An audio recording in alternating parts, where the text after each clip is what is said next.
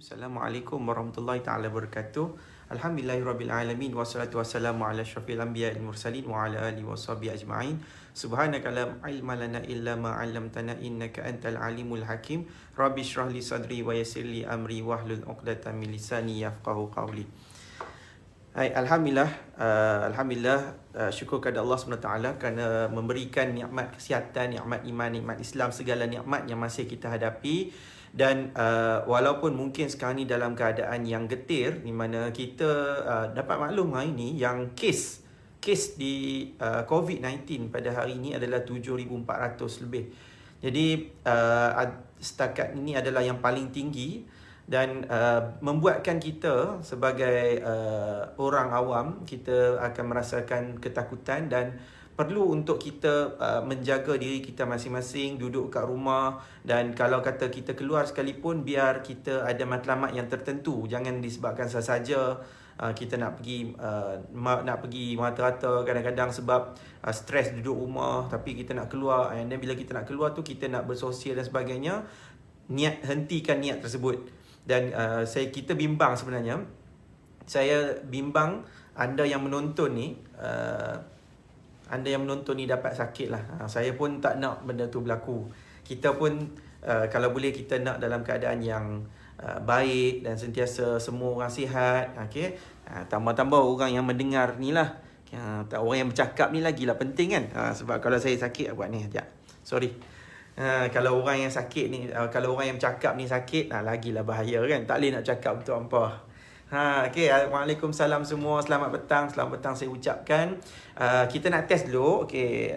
Hari ni ada tajuk yang ingin saya kongsikan. Tapi sebelum tu puan-puan dan puan yang menonton, kita test dulu. Kalau katalah anda nampak saya punya visual ni okey, line okey, gambar pun kualiti okey lah kan. Nampak lah jerawat ni.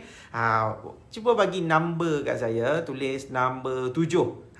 Semalam saya mimpi number 7. Hari ni saya nak number 7. Gurau je. Okay. 7 je. Alright. Kita nak test dulu. Terima kasih Puan Zu bagi star. Okay. Send 45 star. Terima kasih. Alright. Puan Ruzaini nampak clear saya. Dia sebab 7. Terima kasih Puan Ruzaini. Okay.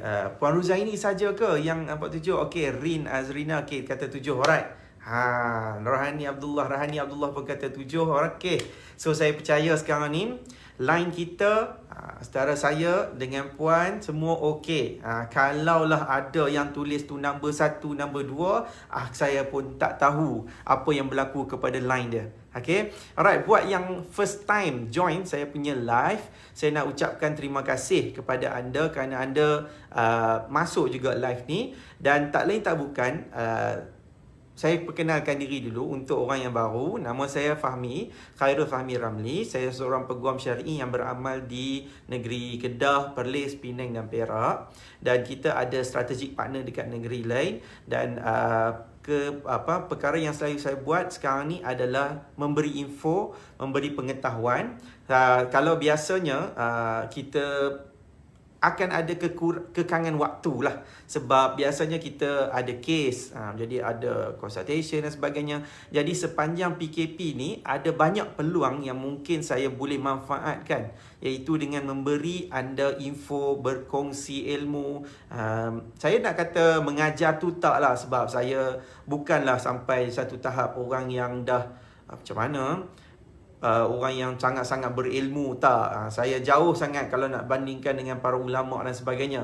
Cuma apa yang saya boleh adalah saya berkongsi ilmu, berkongsi pengalaman, berkongsi pandangan kepada anda. Yang tu yang lebih betul kot.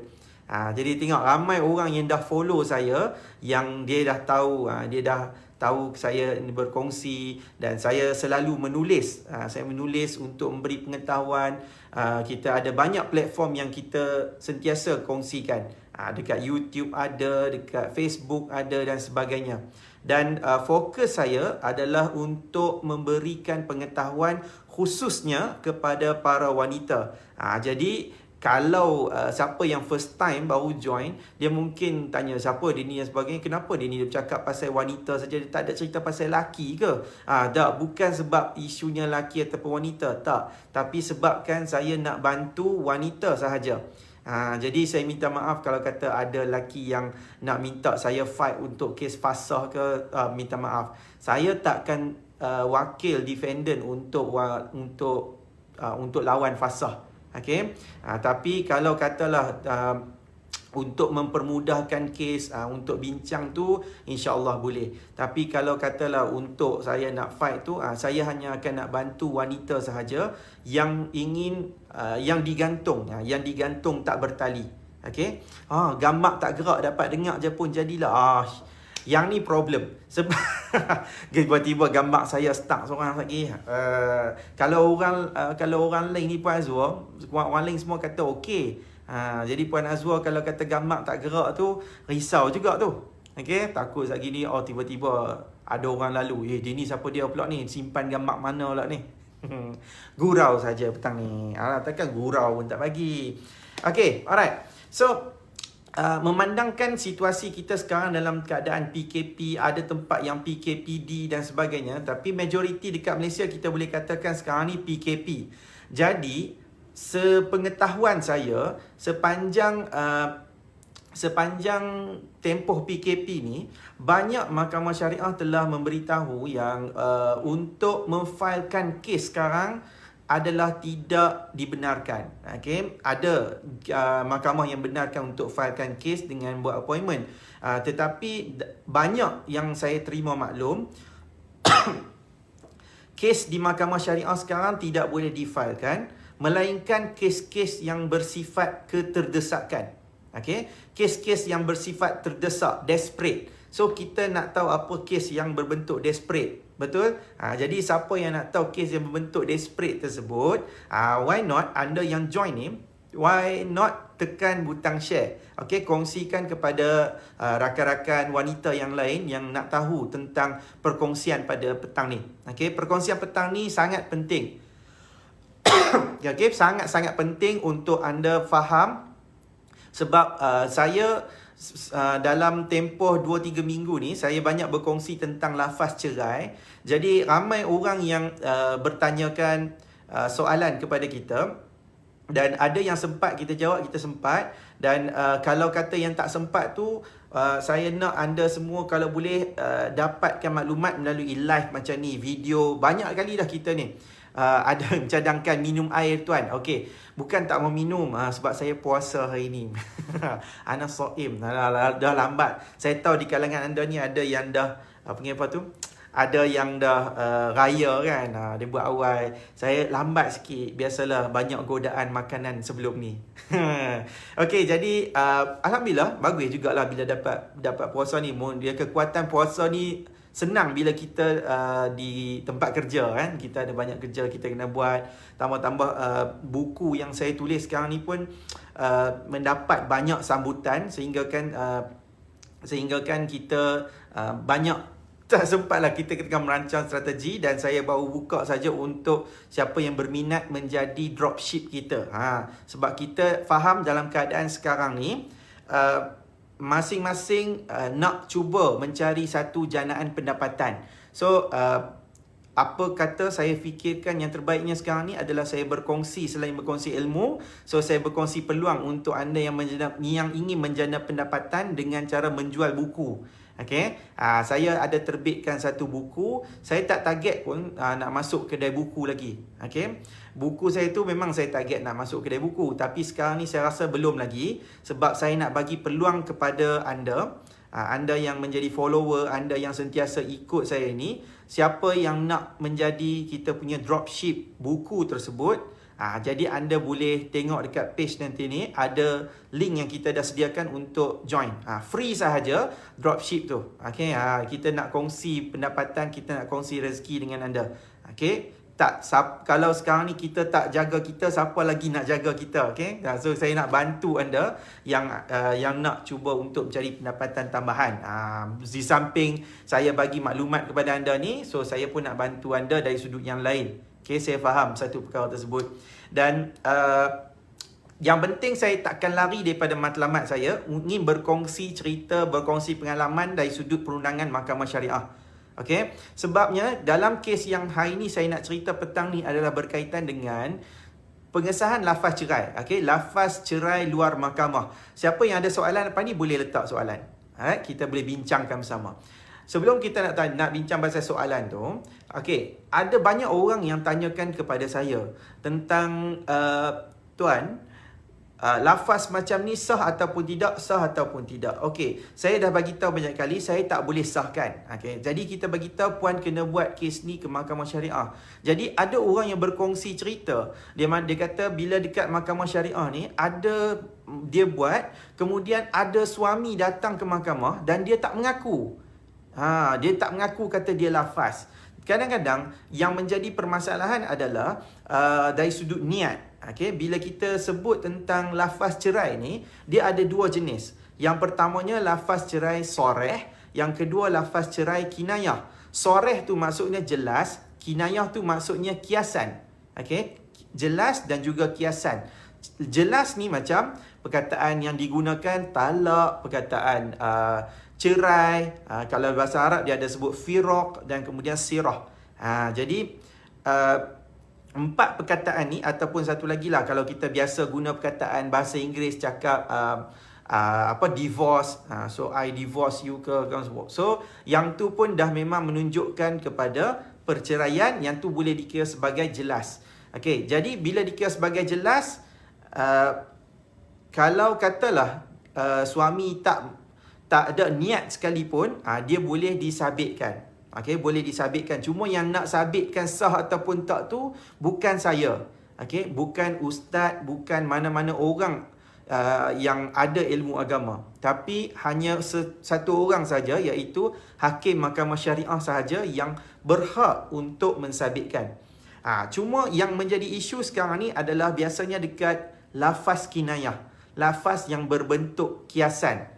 Lafaz yang berbentuk kiasan ni bagaimana? Selain daripada lafaz yang saya cerita tadi tu, dia tak ada sebut perkataan talak, cerai, firaq, sirah ni tak ada. Yang ada lepaskan, antara kita dah tak ada apa-apa, pulanglah awak ke rumah mak awak kembali, and then macam-macam lah. Jadi bila ada isu yang selain daripada lafaz jelas, yang itulah kita sebut lafaz kinayah. Okey, lafaz kinayah ni dia perlukan kepada niat. Niat. Innama al-a'malu binniyat wa innama likulli ri'in ma nawa. Gitu. Tu hadis 40 tu. Hadis yang pertama tu. Okey, hadis berceritakan tentang bagaimana niat tu diambil kira. Niat tu merupakan satu benda yang utama. Alright? Jadi bila cerita tentang niat ni, dia mesti datang melalui pengakuan.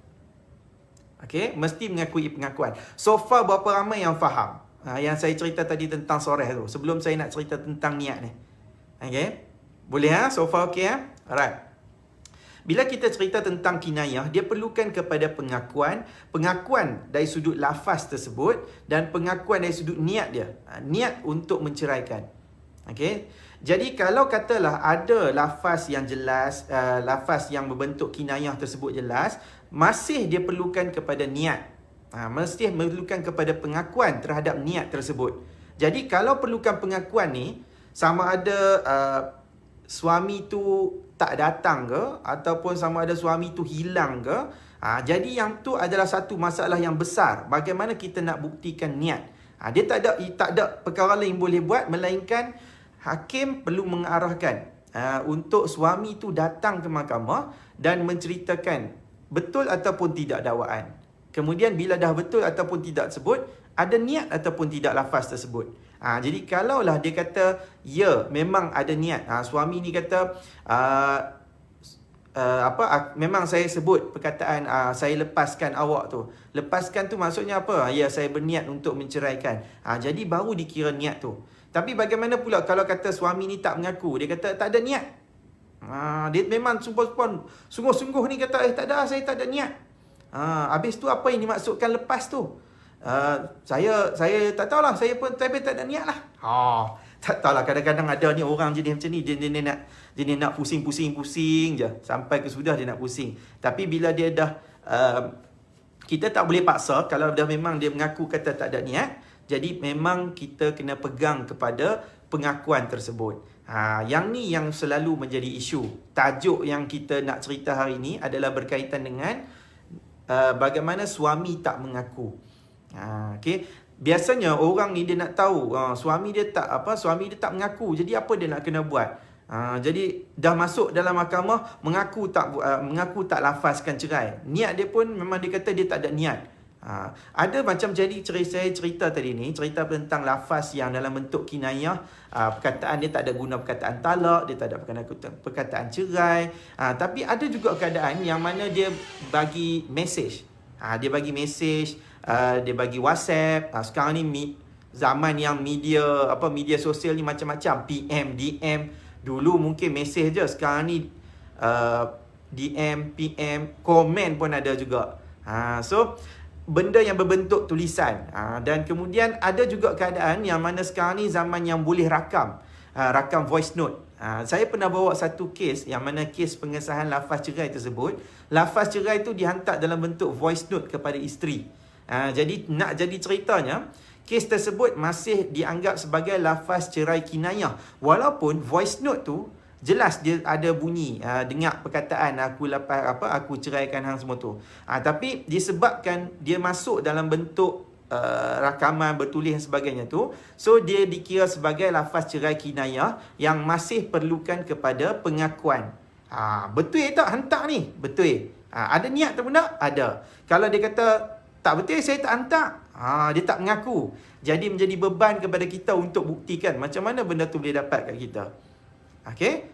Biasanya memang ramai orang yang macam ni situasi. Saya mungkin jarang bawa kes pengesahan lafaz cerai sebab biasanya orang yang bawa kes lafaz cerai ni dia bawa sendiri.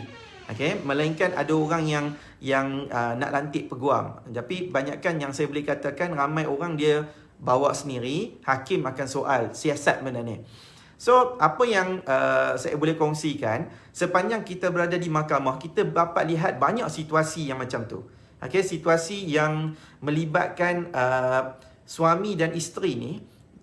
Isteri dakwa ada lafaz cerai, tapi suami sungguh-sungguh bagi tahu dalam mahkamah, sebab kita duk tunggu kat tepi sementara kes kita nak bicara, sementara kes kita nak dipanggil. So mahkamah selalunya akan panggil kes-kes yang nak cerai cara baik, yang pengesahan lafaz cerai. Jadi mahkamah panggil, kita pun dengarlah dulu, kita tengok. So dakwa betul atau tak? Tak betul. Tak ada tuan, saya tak sebut pun. Isteri pun merontak. Pasal apa pula tak betul? Hakim pun kata duduk dulu Ustaz. Biar saya dengar dulu. Kadang-kadang memberontak kan, biasalah. Sebab yang berlaku tu antara suami dengan isteri di rumah. Jadi macam mana orang nak tahu? Tambah-tambah pula kalau kata daripada WhatsApp. Kadang-kadang WhatsApp ni memang betul lah. Suami dengan isteri ni ada WhatsApp ni. Tapi ada pula lafaz cerai. Bila pergi mahkamah, tak mau sahkan. Dia kata, tak, saya tak hantar. Biasa jadi macam ni perempuan. Yang mana yang pergi ke mahkamah, tak mengaku lafaz cerai. Satu pasal. Kemudian bila sebut benda tu dalam bentuk yang bertulis jelas, tak mengaku pula kata ada niat. Saya tak ada niat. Saya tak ada niat langsung nak ceraikan isteri saya. Habis tu apa yang kata lepas tu? Saya lepaskan tu sebab saya kata saya tengah pegang tali. Contoh, saya ingin melepaskan awak daripada pegang tali ni. Ada pula niat macam tu. Tak tahulah, kadang-kadang ni orang suka pusing macam-macam. Tak ada niat. Jadi bila kita tanya, habis tu sebut tu buat apa? Saya tersebut tu sebab saya tak sedang apa-apa. Saya rasa macam saya tak ada niat lah. Saya selalu sangat tengok benda-benda yang macam ni. Jadi bila berlaku perkara macam ni, apa yang perlu anda tahu sebagai seorang isteri? Okay? Yang ni kena set minded betul-betul. Alright? Yang anda nak buat pengesahan ni, anda nak buktikan kepada hakim. Jadi hakim ni orang yang tak dengar pun dekat rumah, tak tengok pun semua tu. Jadi anda kena bantu hakim untuk buktikan. Hakim adalah manusia biasa. Okay? Manusia biasa yang berpandukan kepada undang-undang dan juga hukum syarak. Undang-undang dan juga hukum syarak jelas meletakkan beban pembuktian kepada orang yang mendakwa. Jadi katakanlah sekarang ni anda sebagai isteri dengar lafaz yang macam tu, alright? Anda dengar lafaz tersebut, so menjadi satu kewajipan. Satu kewajipan tau. Dia perkara wajib dah. Kalau anda dengar suami anda lafaz cerai macam tu, lafaz cerai tak kira lah bunyi tu bunyi cerai betul ke, ataupun bunyi tu kiasan-kiasan ke. So anda dengar, anda rasa ragu-ragu, anda nak betul-betul disahkan, jadi segera buat tuntutan pengesahan. Sebab salah satu tuntutan yang dikatakan sebagai keterdesakan yang dibenarkan untuk filing dalam tempoh PKP ni adalah pengesahan lafaz cerai. Pengesahan lafaz cerai dia tak boleh dilengah-lengahkan. Kalau katalah anda dengar lafaz cerai daripada suami jelas, esok boleh filekan dah. Tapi pastikan esok tu adalah hari bekerja lah. Ni dengar hari Sabtu, esok hari Ahad nak filekan. Kalau hari Ahad buka kat Kedah ni, Kelantan, Johor, Terengganu. Tapi kalau kat negeri lain nak buka hari Ahad, anda pergi ada kucing saja kat mahkamah syariah tu. Okay, so maksud saya sekarang ni jangan lengah-lengahkan. Alright, kena segera filekan tuntutan pengesahan lafaz cerai. Sebab yang ni adalah berkaitan dengan hubungan anda dengan Allah SWT. Lafaz cerai adalah hubungan kita dengan Allah. Kalau kita diamkan, ini bermaksud kita telah membelakangi hukum hukum Allah. Alright, sebab kita perlu membuat pengesahan. Ada orang dia tak mau buat, perempuan. Dia membiarkan perkara ni berlaku sebab dia takut disabitkan dengan talak 3. Ada orang, dia lafaz cerai tu sebut kalau boleh aku cerai hang dengan talak 1000. Uish. Mudah sangat kalau bergaduh tu sebut sampai 1000. Bila pi mahkamah syariah, cerita betul semua tu, sabit talak 3. Bila talak 3 memang dah tak boleh dah nak rujuk, tak boleh nak nikah semula, melainkan bekas isteri tu kena kahwin dengan lelaki lain, bersetubuh dengan suami dia tersebut, kemudian bercerai, kemudian iddah 3 kali suci, barulah suami pertama ni boleh nikah semula. Itu istilah yang orang dok guna tu lah, Cina buta tu. Kita pun tak tahu awak Melayu tak ada buta ke apa. Okay, so kita faham satu perkara tu, kita kena ingat satu perkara tu, iaitu wajib untuk orang yang dengar lafaz cerai, filekan. Kalau yang lagi gentle, lagi bagus adalah laki yang menceraikan. Kalau katalah terlafaz, dia bergaduh kadang-kadang marah tak tahan tu kan. So jadi marah dan sebagainya, anda lafaz tersebut. So lagi bagus, lagi gentle kalau laki tu sendiri yang buat pengesahan. Dia tak perlu tunggu isteri buat pengesahan. Kalau contoh laki ni memang dia kata, ya saya betul, saya lafazkan, filekan, buat pengesahan sendiri. Dia tak jadi isu. Dia akan lebih dianggap sebagai orang yang tahu tentang undang-undang dan gentle untuk mengaku di mahkamah syariah. Okay, berbanding lelaki yang dia lafaz tapi dia tak mau buat. Hampir buatlah, hampir selesai sendiri. Aku tak mau buat apa, hang buatlah pandai suka hati hang.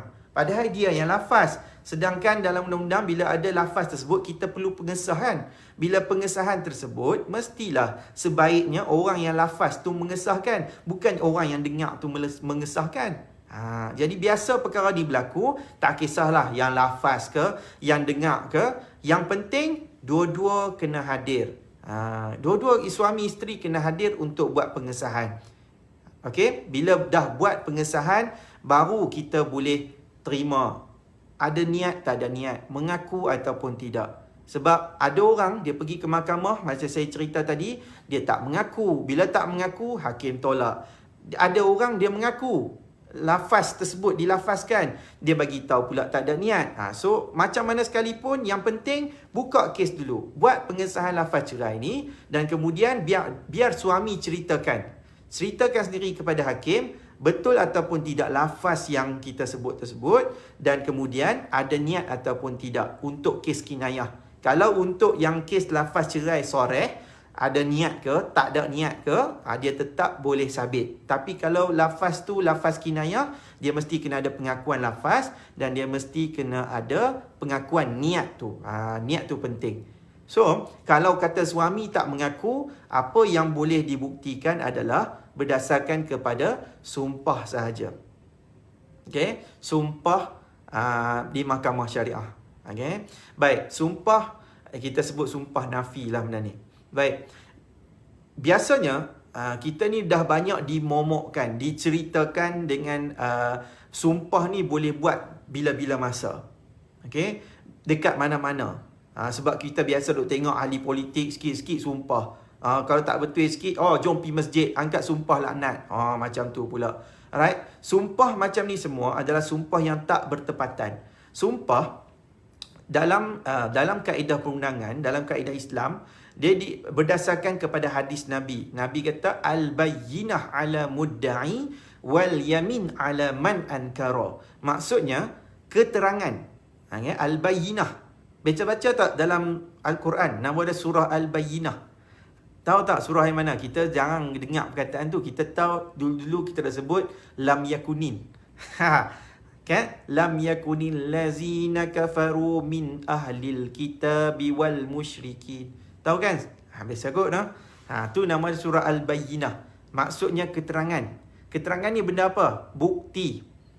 Dulu kan, masa saya belajar dulu pun, saya ingatkan keterangan ni benda apa? Undang-undang keterangan. Benda apa keterangan ni? Rupanya bukti. Bukti. Alright? Bukti-bukti.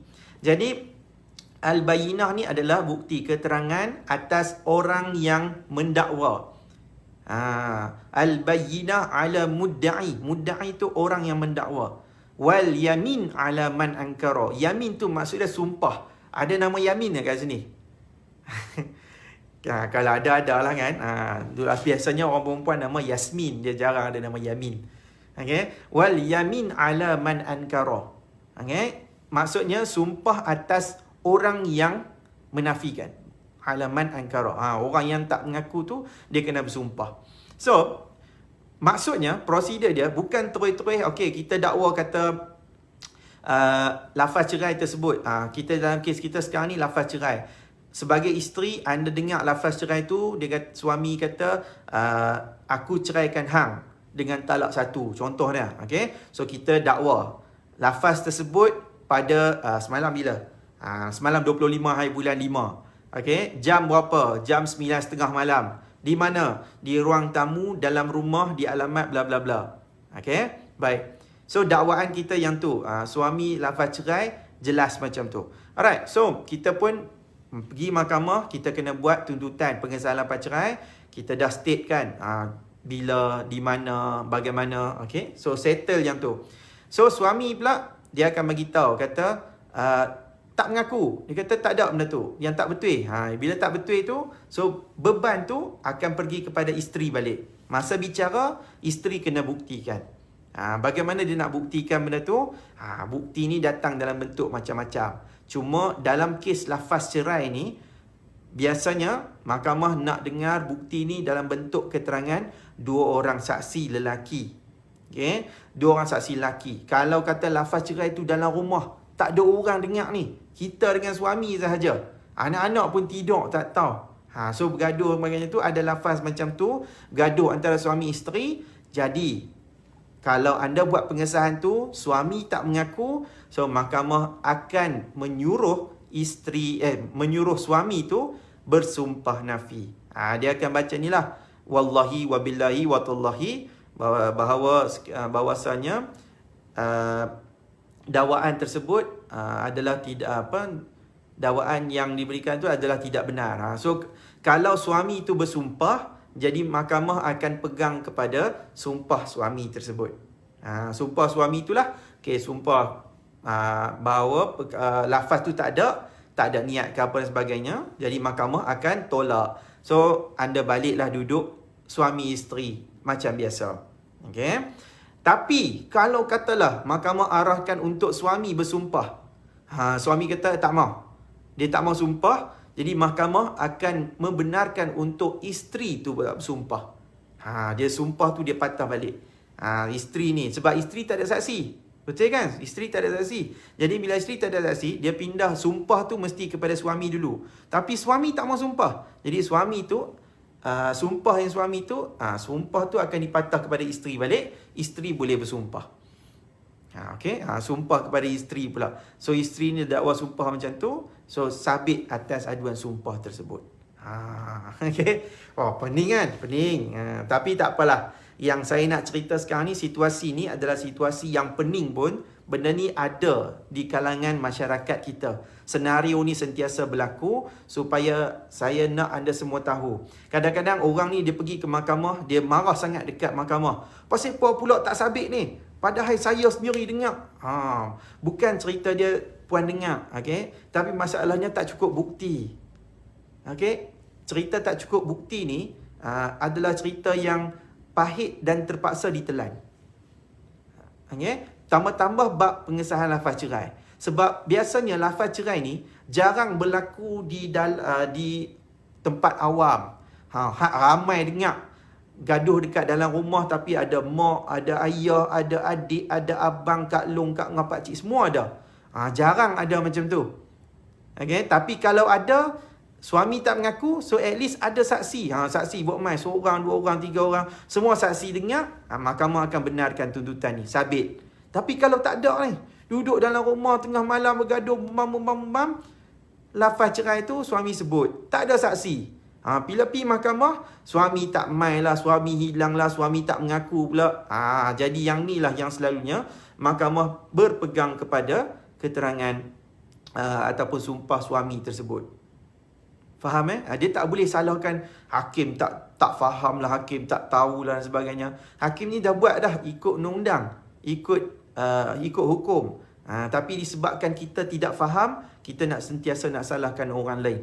Jangan macam tu. Alright? Bila anda jadi follower saya nak anda membuka pemikiran dan faham apa yang perlu untuk kita buktikan dan bagaimana tahap kita perlu tahu tentang isu lafaz cerai ni. Okay? Kebenaran yang pahit untuk dibuktikan. Sebab pembuktian ni lah satu perkara yang penting dalam kes lafaz cerai. Okay? Alright. So, anda semua faham kalau kata suami tak mengaku tu, biasanya mahkamah memang akan berpegang kepada pengakuan suami. Kalaulah anda dekat rumah bergaduh tu, lafaz tu ada bunyi lafaz kinayah. So anda tanya kat suami, abang ni memang nak lafaz cerai kat saya ke? Nak ceraikan saya ke? Suami kata, tak, saya tak ada niat. Ni lafaz cerai kinayah. So dia kata tak ada niat. Jadi kalau anda dengar macam tu, anda yakin, so anda tak perlu nak buat pengesahan. Tapi kalau lagi bagus, lebih baik anda buat pengesahan tersebut. Okay? Sebab kadang-kadang kan orang nak melepaskan keraguan. Dialah manusia ni kan dia ada sifat was-was. Dia waswasil khannas. Surah An-Nas kan? So kita ada sifat ragu-ragu, was-was.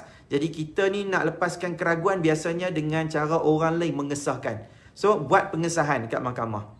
Okay? Kalau kata suami pun dia nak buat pengesahan pun boleh juga, supaya dia nak melepaskan diri daripada melakukan kesilapan. Sebab kalau orang tak buat, biasanya nanti ni kita duk ingat macam tak sabit, tak apalah, buat dah tahu je. Kita bimbang satu perkara. Kalau kita tak buat tersebut, sedangkan lafaz tersebut mungkin boleh jadi sah, bayangkan anda punya kehidupan tu duduk dengan pasangan yang kita anggap isteri, rupa-rupanya dia dah tak ada apa-apa ikatan dah. Dia akan jadi sebagai zina. Sebab tu saya punya basic cerita tadi tu, saya kata cerai ni adalah hubungan kita dengan Allah SWT. Kalau kita diam, sedangkan lafaz cerai tersebut adalah lafaz cerai yang sah, kita bimbang kehidupan yang kita lalui itu bagaimana. Kena ingat, yang ni penting. Kalau tuntutan yang lain tu mungkin boleh tarik balik, perempuan. Kalau macam contoh tuntutan tu nak cerai secara baik, atas persetujuan bersama. Tengok-tengok masa hari kes ditetapkan, tak jadilah nak berbaik balik. Boleh tarik balik. Macam kes pasah. Bergaduh. Kemudian suami tak mau lepas, filekan fasah. Bila filekan fasah tu dah sampai bicara, isteri ni lembut hati sikit, nak berbaik balik, boleh tarik balik. Tu tak ada isu. Okay? Hak jaga anak, dia berebut, selesai. Tak payahlah nak bergaduh pasal jaga anak. Okay, kita jaga sama-sama elok. Tak perlu perintah, boleh tarik balik, tak ada masalah. Tapi pengesahan lafaz cerai, dia tak boleh tarik balik. Ni satu tuntutan yang tak boleh tarik balik. Kalau kita dah buat, biar kita sahkan. Sebab yang ni hubungan kita dengan Allah. Fasah ni Dia hubungan suami isteri. Kalau kita tarik balik pun atas keredaan kita. Hak jaga anak, kita boleh buat bincang dah tu. Tapi kalau bab lafaz cerai, dia tak boleh macam tu perempuan. Sebab dia melibatkan kepada hubungan kita dengan Allah dan hubungan kita sebagai suami isteri tersebut. Okay? Alright. So, saya nak ambil soalan lah. Penat. Bagi saya rehat sikit-sikit tu. Letih lah baru pukul berapa? Pukul 5. Hari ni saya live dekat dalam office saya. Dalam bilik saya sendiri. Ada soalan ni ke tadi? Macam banyak dah tadi. Ya, saya kan dah lama tak live guna StreamYard. So sekarang ni saya guna yang ni.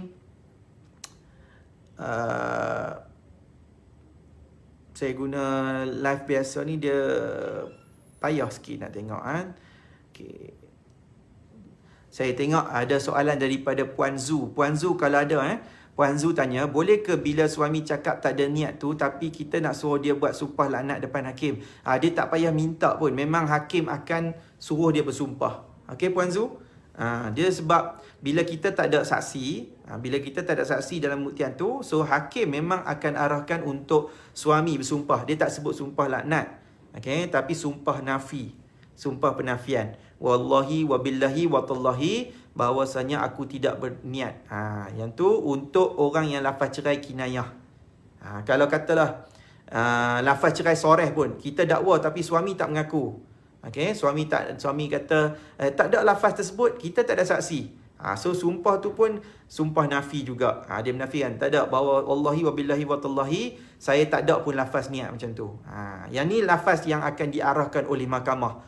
Bukan lafaz sumpah tu bawa pergi dekat masjid, pegang Quran pun tak ada. Okay? Tak ada pun nak suruh sumpah pegang Quran semua ni.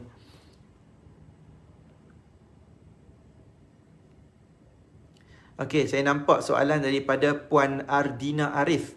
Okey, Puan Ardina Arif ada Okey, Puan Ardina Arif kata sama kes yang sama jadi kat kakak. Lafaz cerai 2 kali kat rumah bersaksikan anak-anak. Tapi bila kat depan hakim, dia mati-mati tak mengaku dan nafikan dan sanggup sumpah depan hakim. So, kes dikira tak jatuh talak. Betul. Bila suami ni dah mengaku kata tak lafaz, tak ada niat sebagainya, dalam keadaan kita tak ada saksi, jadi memang hakim akan berpegang kepada perkara tersebut. Yang penting, usaha anda. Usaha untuk kita buka kes tu adalah satu usaha yang insya-Allah mendapat keredaan Allah lah. Sebab kita dengar. Bila kita dengar tu, patutnya kita kena buat pengesahan. Biar mahkamah yang tentu sah ataupun tidak. Jangan biarkan orang lain yang menentukan. Okey?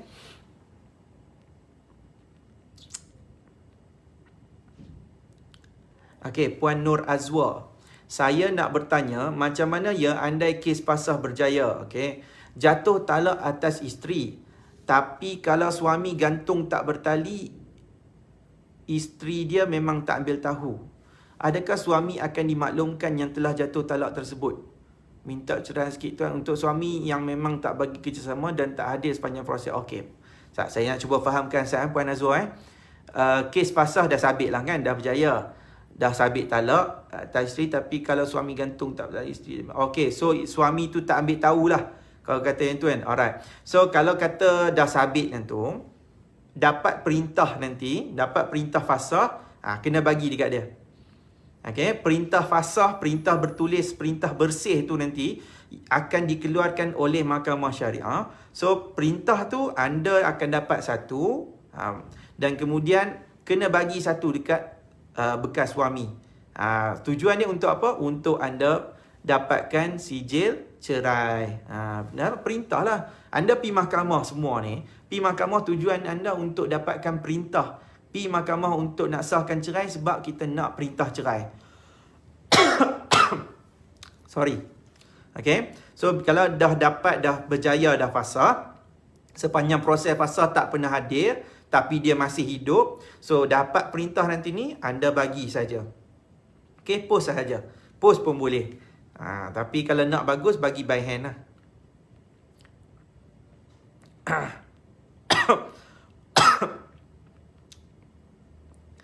Aduh, dah agak. Bila bercakap banyak ni penat pula rasanya.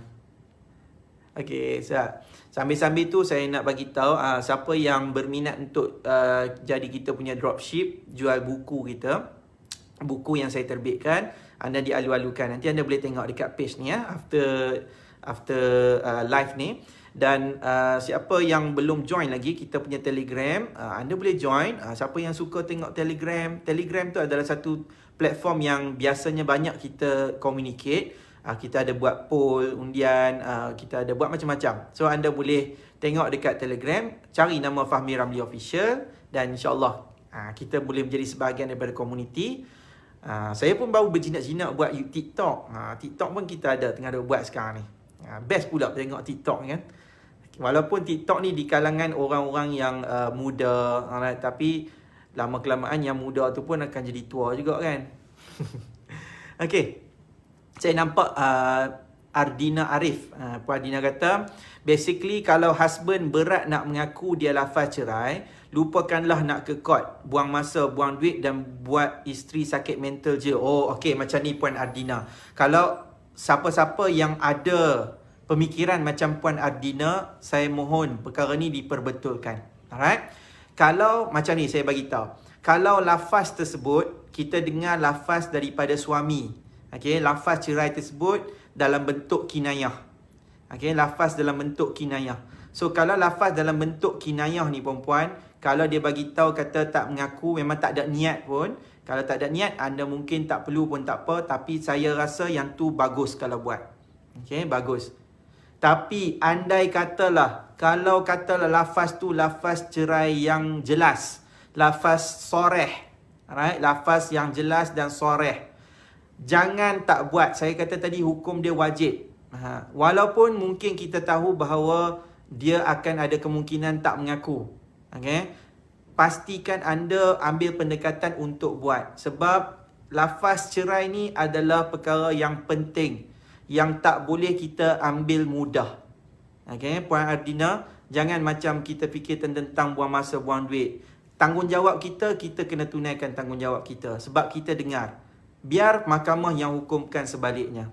Supaya nanti anda ada satu perintah mahkamah tu, pernah ada filekan kes pengesahan lafaz cerai. Biar ada macam tu.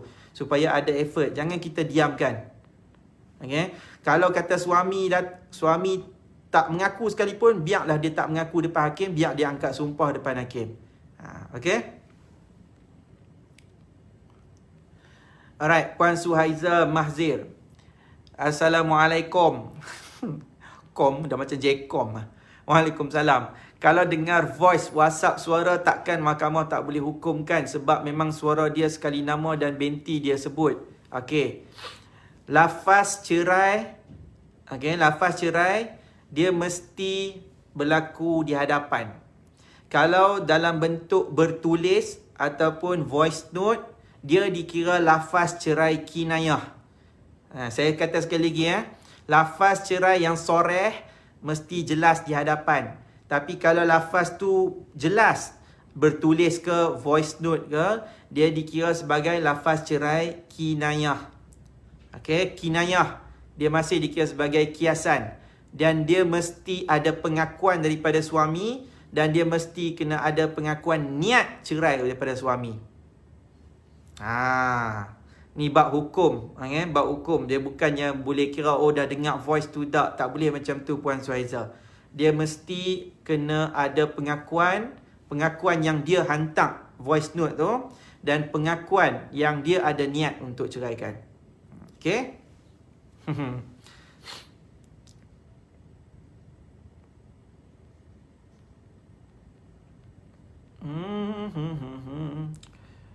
Time pun ada, tarikh pun ada. Betul. Yelah. Dia Puan Suhaiza kita. Yelah. Time memanglah ada, tarikh pun memang ada Puan. Tak ada isu yang tu. Sebab bila kita nak dakwa cerai, memang kena jelaskan bila tarikh lafaz cerai, jam berapa. Okay? Memang kena ada. Cuma semua orang kena ingat macam ni. Lafaz cerai dalam WhatsApp, dalam Messenger, dalam email, dalam apa jua keadaan sekalipun, dalam bentuk kita kata bukan di hadapan kita, okay, yang tu semua adalah kinayah. So kalau dalam bentuk kinayah ni, dia mesti kena ada pengakuan. Pengakuan tu mesti berlaku di hadapan hakim. Bukan pengakuan tu di hadapan mak kita ke, ayah kita ke, depan saya ke. Tak boleh. Pengakuan tu maksudnya diambil kira di hadapan hakim. Mengaku depan hakim. So, dia kena datang ke mahkamah. Dia mengaku. Okey, mengaku kepada hakim. Betul, saya ada hantar voice note ni. Saya ada hantar video ni. Saya ada hantar tulisan ni. Saya yang hantar. Okey, ada niat ataupun tidak? Ada. So, baru mahkamah boleh sabitkan. Okey, tu lafaz cerai kinayah. Dia bukan kira suara tu suara betul, time betul, tarikh pun ada, lafaz tu bunyi macam jelas. Dia bukan isu yang tu. Isunya sebab yang tu kinayah. Bila kinayah, dia perlukan kepada niat dan juga pengakuan tersebut. Izzara insyirah. Oh, sedap nama puan. Selepas selesai pengesahan lafaz cerai, apa perkara penting yang perlu dilakukan dulu? Okey. Bila dah disahkan lafaz cerai tersebut, perkara penting yang anda perlu lakukan adalah dapatkan perintah cerai tersebut dan pergi ke pejabat agama untuk daftar sijil perceraian. Okey, Puan Izara, Puan boleh pergi ke pejabat agama untuk dapatkan sijil cerai. Selepas dah dapat sijil cerai, tapi biasanya pejabat agama dia tak bagi sijil cerai tu awal-awal. Ataupun mahkamah pun tak akan bagi perintah tu awal-awal, melainkan dah dekat nak hampir habis iddah. Ada mahkamah biasanya bagi perintah awal. Perintah tu biasanya siap dalam tempoh 2 minggu ke sebulan lah. So dah dapat perintah tu, pergi ke pejabat agama. So pejabat agama pun dia akan kata dalam tempoh 2 minggu untuk siapkan sijil cerai. Tapi ada keadaan yang pejabat agama tak bagi sijil cerai tu awal sebab isteri ni masih dalam tempoh iddah. Okey, ada iddah dia. Jadi kalau dah habis iddah tu, baru pejabat agama bagi. Tapi katakanlah kita ni buat pengesahan lafaz cerai yang dah tahun lepas dah. Dah habis iddah dah pun. So mahkamah sabitkan cerai tu pada tahun 2019, cerai tu sabit. And then tahun ni baru kita buat. Iddah apa sangat sampai habis tahun dah ni kan. So iddah tu dah habis. Bila iddah 3 kali suci tu dah selesai, barulah anda boleh dapatkan sijil cerai. So yang tu first, dapatkan sijil cerai. Selepas sijil cerai tu dah dapat, anda boleh plan lah. Nak buat tuntutan apa? Nak buat tuntutan harta pencarian contoh dia. Nak buat tuntutan nafkah anak, hak jagaan anak, mut'ah, nafkah iddah. Okay? Yang tu semua boleh dibuat selepas anda dapat sijil cerai. Okay? Yang pentingnya dapatkan sijil cerai dulu kalau dah disahkan. Lepas dah disahkan, anda nak buat tuntutan apa pun, buatlah. Ada orang tanya kat saya, tuan nak buat satu-satu dulu ke ataupun nak buat sekaligus semua? Jawapan saya, buatlah ikut yang kita mampu. Kalau sebaiknya, kalau saya punya pandangan, buat sekaligus. Tapi ada orang dia mungkin akan tanya tentang kos. Sebab dia bukan saja melibatkan kos wang ringgit, tapi dia akan melibatkan kos masa kita. Sebab kalau contohlah kan, macam saya kat sini lah. Katakanlah anda duduk dekat Sungai Petani. Okay? So disahkan lafaz cerai tu dekat Mahkamah Rendah Syariah Kuala Muda. Lepas tu anda nak buat tuntutan harta pencarian, anda nak buat tuntutan nafkah iddah dengan nafkah anak, contoh dia. So nafkah iddah dengan nafkah anak ni biasanya dekat Mahkamah Rendah Syariah. So mungkin dekat Mahkamah Rendah Syariah Sungai Petani jugalah, Kuala Muda. Tapi tengok-tengok tuntutan tu dekat yang harta pencarian nak kena naik ke Mahkamah Tinggi Syariah. Mahkamah Tinggi Syariah dekat Anak Bukit. So kat Al-Ustaz. Jadi ada orang dia macam malas nak terkejap-kejap. So dia mungkin nak fokus dekat Mahkamah Rendah Syariah dulu. Tak ada isu, buatlah. Okey? Dia boleh saja. Tapi kalau ada setengah tempat tu dia mungkin duduk macam dekat Al-Ustaz. Duduk kat Al-Ustaz, cerai pun Mahkamah Rendah Syariah Kota Start dekat bangunan tu. Dan dia nak filekan tuntutan Mahkamah Rendah kat situ. Mahkamah Tinggi pun tingkat 2 je. Tapi perempuan kadang-kadang Mahkamah Tinggi dengan Mahkamah Rendah ni tarikh dia tak sama . Dia kalau kita minta cuti tu 1 hari tu untuk yang tu pun tak boleh. Sebab biasanya tarikh dia tu tarikh yang lain-lain. Pengurusan dia pengurusan lain-lain. Okey, bangunan je tu mungkin sama. Boleh Puan Izzara?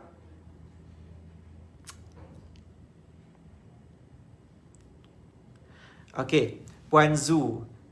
Puan Zu Star Sender. Terima kasih Puan Zu. Oh, saya lupa. Ni anda yang tengok ni, kalau boleh ada lagi, tolonglah tekan love ke, like ke. Seronok lah dia naik bubble-bubble macam tu. Tolonglah, bagilah sikit, belajarlah sikit.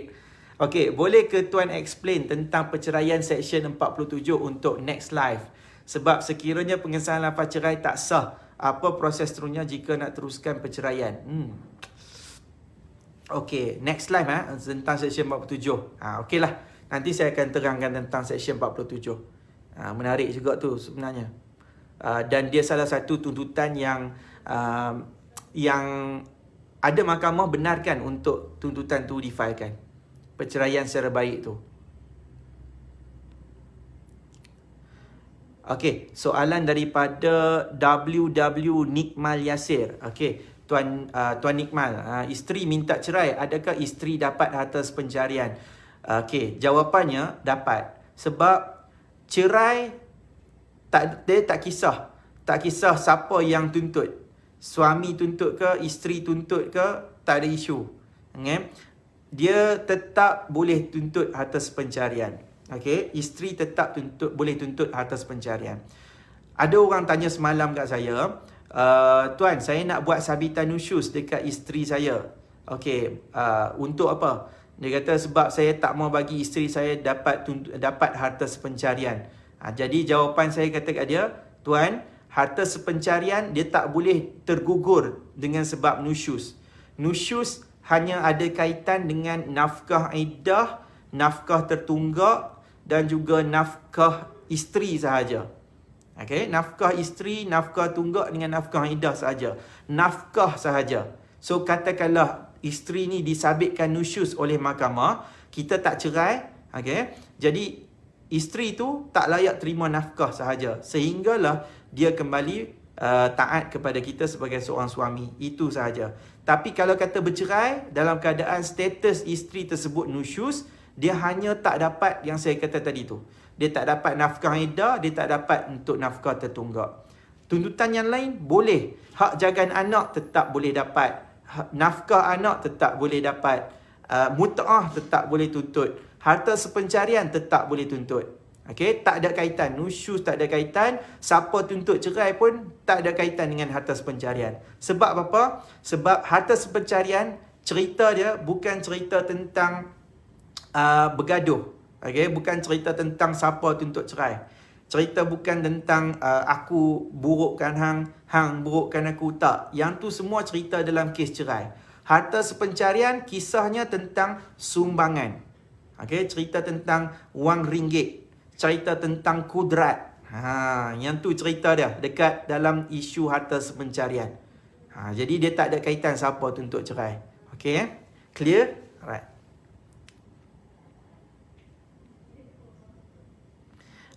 Tadi cadangan tentang puan ini, puan apa? Habibati Faridah. Oh, okey, puan Habibati Faridah, tulisan Jawi cadangkan, Tuan, if ada kelapangan saya nak minta Tuan share on bab li'an. InsyaAllah. Okey, bab li'an ni dia berat sikit, tapi saya akan sharekan. Tadi puan apa tadi bagi tahu cadangan untuk tajuk berkaitan dengan section 47 kan? Siapa? Puan Zu. Puan Zu bagi tahu kata cadangan tajuk section 47, Puan Habibati cadangkan tajuk bab li'an. InsyaAllah. Okey, saya akan next kita akan aturkan tu. Alright, ada soalan lagi? Okey, dah tak ada. So, terima kasih. Eloklah 5.20 dah. Penat kau. Diam, saya dah lah. Pasal tak boleh minum. So, terima kasih kepada semua yang tekan share, yang sentiasa menyokong live saya, yang sentiasa tengok saya punya live. Dan kalau boleh, anda sentiasa support. Dan siapa yang nak saya bantu, siapa yang nak join kita punya dropship team dalam penjualan buku kita, so anda boleh tengok dekat page nanti ni. Ada nanti kat poster tu, dropship wanted tu, untuk jual buku. Dia tak ada produk lain. Produk buku sahaja. Dia kalau tak ada kata dropship untuk kes nak. Yang ni tak boleh. Sebab saya walaupun peguam, saya takkan suruh kata cari kes, tak. Saya bukan macam tu. Kalau anda nak lantik pun, dia ada prosedur yang tertentu. Kalau saya jawab soalan pun ada prosedur yang tertentu. Cuma dalam live ni, inilah peluang untuk anda ambil, boleh bertanyakan soalan. Ni ada satu soalan last. Okay, Puan Azwa. Saya raikan soalan daripada Puan Azwa. Tuan, boleh ke suami abaikan isteri? Mahkamah tak pernah sabit nusyus pada isteri, tapi suami yang cakap isteri nusyus. Boleh ke dia abaikan isteri? Tak boleh. Selagi mana mahkamah tak sabitkan isteri tersebut nusyus, jadi isteri itu tetap masih layak dapat nafkah. Tetap tak boleh diabaikan. Sebab dia masih isteri yang sah dan dia isteri yang tidak disabitkan nusyus. Okay, tu clear. Alright. So, siapa yang belum join kita punya Telegram, join.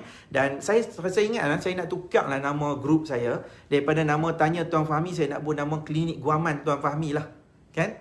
Senang sikit. Nama pun best sikit macam tu kan. So, siapa yang suka tengok YouTube, kalau nak tengok kita punya video-video yang terdahulu, semuanya ada dekat YouTube. Kalau rasa macam malas nak scroll dekat dalam Facebook ni, dekat YouTube pun ada. Okay, dekat YouTube ada video-video yang dah lama dulu, bertahun dulu, saya dah banyak bagi talk, bagi rakaman dan sebagainya. Anda boleh tengok. Okay, anda boleh refresh balik. Siapa yang ada masalah macam ni, anda boleh tengok. Ada yang mungkin tak cover lagi, anda boleh bagi cadangan. InsyaAllah kita akan buat video tersebut. Okay, alright, itu saja daripada saya. Terima kasih 5.23. Terima kasih atas sokongan anda semua. Itu saja setakat yang saya mampu untuk bagi maklumat, bagi pandangan saya kepada anda. Dan setakat yang ini saya nak bantu anda lebih lagi, itu menjadi dropship dalam penjualan buku kita. Dan ada bantuan yang lain kita boleh bagi bantu, insyaAllah kita akan bantu. Alright, itu saja daripada saya. Terima kasih. Wabillahi taufiq wal hidayah. Wassalamualaikum warahmatullahi taala wabarakatuh. Jumpa lagi. Bye bye.